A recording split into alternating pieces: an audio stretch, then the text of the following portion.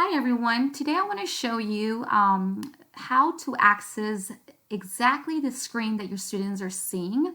One of my biggest frustration was that I was not able to see how my students were viewing Google Classroom because I was looking at it as a teacher. So we got to remember that we're signed in with Google in our computer and our Google Chrome. So we actually need to sign out and sign in as one of those students.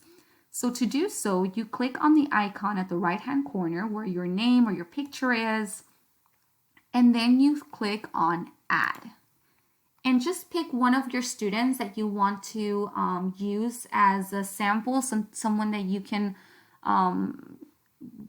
just use as a sample. But please know that any changes that you do in bookmarks or anything you do inside this account, it would permanently make a change into your student's account. So we want to be careful with that. So I'm going to add one of my students that I know whose parents wouldn't mind me entering. And in Ascension Paris, so I'm going to do sign in with Google because I know the student has a Google account and it's going to be easier. So right here is where I'm going to type in their last name and then their lunch number, and then @students.apsb.org. And I'm going to select, if you press enter, it won't let you go. So you need to make sure that you click on next. I was having that trouble too. Again, password, which is the lunch number. Click next.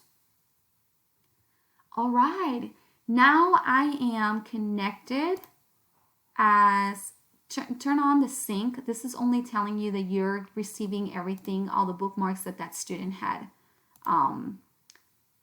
in his computer. Yes, I'm in. Okay, I should be connected. I don't know why it's telling me. Oh, class links. Okay, I don't mind about class links. If that comes up, it's okay. Because if you notice, my icon changed. All my bookmarks changed. And this is what my student is actually seeing. So if I go to Google,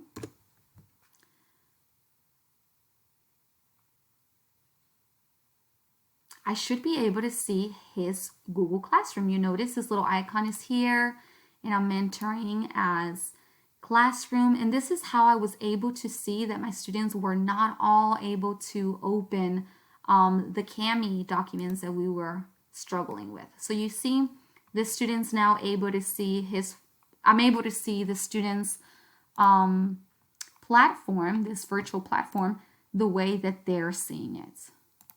And I can even see the assignments and look at what they are able to see as well. You see, you can actually turn in their assignments.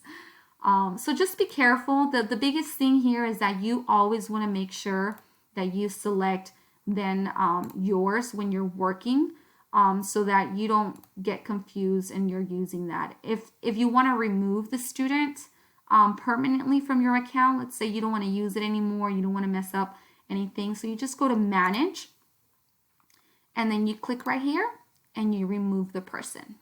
Okay. Hope this helps. Thank y'all. Let's see right over here.